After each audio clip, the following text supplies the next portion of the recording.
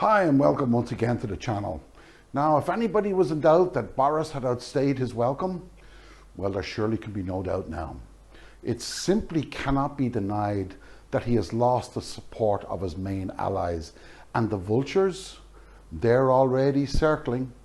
Never before have we witnessed such a calamitous fall from grace in such a short time, and his mates in the mainstream media, they're out for his blood. So let's go and have a little look at this one, shall we?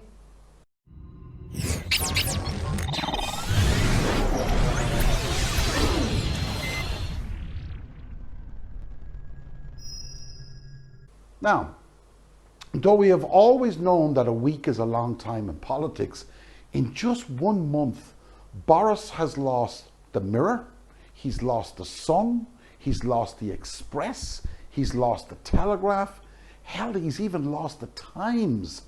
Now, despite we know the Express is just a bunch of muppets and they're blowing Liz Truss's trumpet out there, but they just lie about the results of the Conservative poll.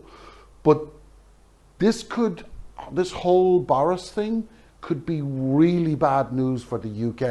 And I can't actually believe I'm saying that, but I do believe it could be a very bad thing for them. Let's not forget that the majority of those MPs in the Conservative Party are not complete numpties. There are exceptions to this, of course, and we have, as we'll see shortly, Mr. Dominic Raab and that wonderful piece of example of human excrement, Mr. Andrew Bridgen, which I simply can't resist re-showing this. We want a bespoke arrangement on goods which recognises the peculiar, frankly, geographic economic entity that is the United Kingdom. We are, and I hadn't quite understood the full extent of this, but if you look at the UK and you look at how we trade in goods, we're particularly reliant on the Dover-Calais crossing. And that's one of the reasons why, and there's been a lot of controversy about this, but one of the reasons why we've wanted to make sure that we have a specific and very proximate relationship with the EU to ensure frictionless trade at the border, particularly for just-in-time manufacturing goods, whether it's pharmaceutical goods or perishable goods like food. I don't think it's a question so much of the risk of major shortages, but I think probably the average consumer might not be aware of the full extent to which the choice of goods that we have in the stores are dependent on one or two very specific trade routes. Are you committed, Andrew, to ensuring that Northern Ireland is not treated differently to the rest of the UK? I am, yes. But the Conservative government already accepts that Northern Ireland is different. Because after Brexit, no matter what happens, people in Northern Ireland, unlike the rest of the UK, will still have the right to be EU citizens. That's your position. You put that in your own Brexit position paper on Ireland. Well, that's the common travel area as well, isn't it? We do have the right to go over to Ireland, don't we? As an English person, I have the right to go to Ireland. I believe I can ask for a passport, can't I? It's nothing to do. Well, the Irish people. Hold on a moment. It is nothing to do with your right as an English person to come over to Ireland. Nothing to do with it. Well, I'm sure that currently it's nothing to do with we that. have a reciprocal agreement where I can go to Ireland and ask for an Irish passport, and someone from Ireland can come to the UK and ask for a British passport. We have that system. That's the system we have, isn't it? Sorry, hold on. You think there is a reciprocal agreement where you as an English person can come over and get an Irish passport? I can apply for Irish citizenship, yes. Now, the background to this whole Boris event is a publication called conservativehome.com. Now, though this is not an official site of the Conservative Party, it is without doubt the go-to place for most Conservative members. It is an extremely powerful lobby, and it is well known by Conservative supporters. In fact, it produces articles and gives a voice to everybody in the Conservative Party, and it does about 2, 3, 4 articles per day. So it gives you an idea of how active they are. Now, of course, there may be some of you out there that think I'm wrong on this, which you're entitled to do, but Conservative Home have 4 times more traffic to their site than the official Conservative site. More importantly is that each visit is 3 times longer. So to put that into some perspective, the Conservative Home is 12 times bigger than the official Conservative site. Okay? To give you an example of how they work, well, to put it quite bluntly actually, they don't hold back in any way at all. They went so far as to list out the 49 MPs that voted against the extending the restrictions. The main Conservative site didn't do that. And as you can see by some of those names, because I'm going to include them in the video, there's some big hitters in that group. And interesting, by the way, they also had a recent video from Rory Stewart, published on just the 13th of July, and he hasn't really been seen since 2019, after he's failed his leadership attempt, and then he resigned because he said there is no way he could work under Boris Johnson.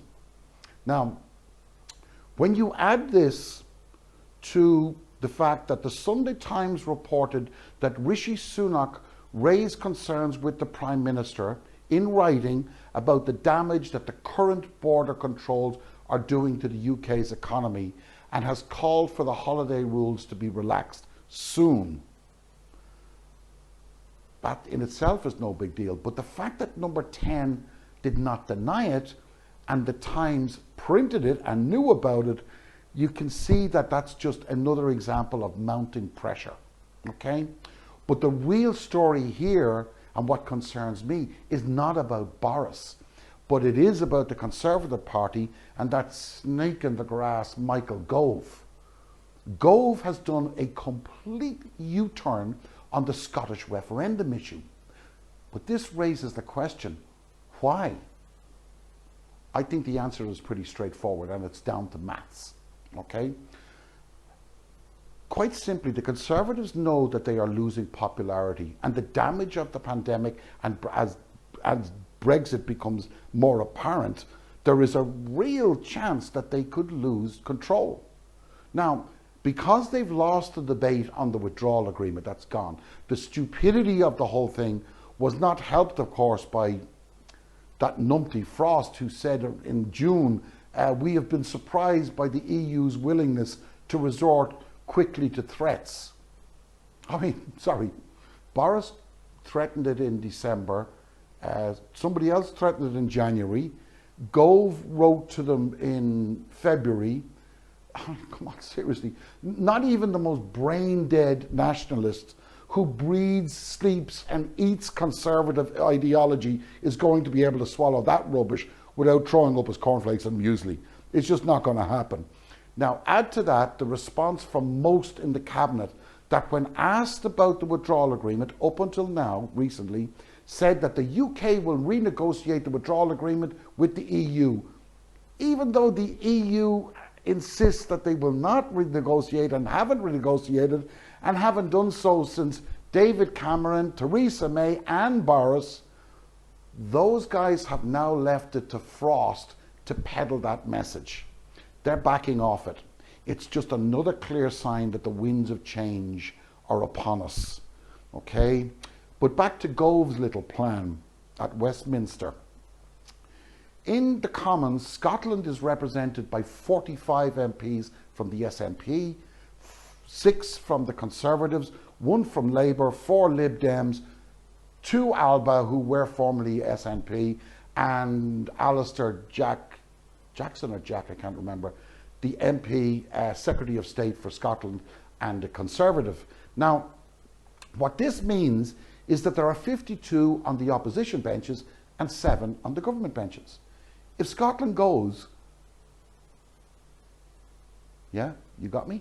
It would mean the Conservative election interests are well served, very well served, because they would have a net gain in the majority in the House of Commons of 45 seats.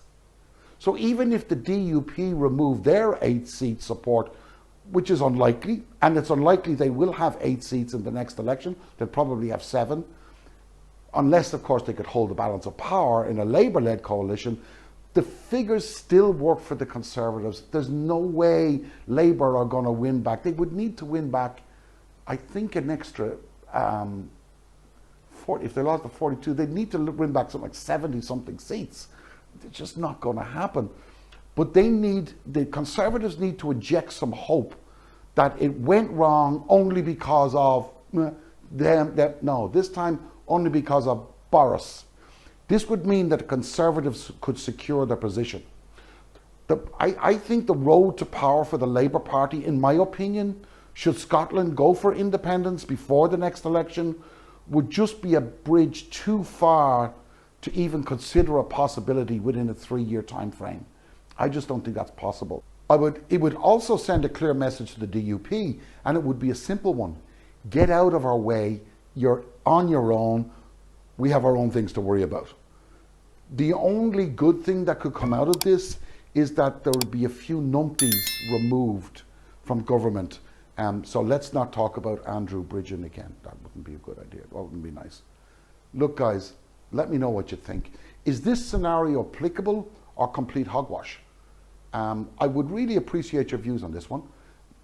Like all the other videos we produce here on the channel, the proof is in the links in the description below.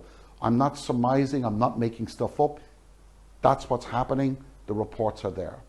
See you next time. Thank you.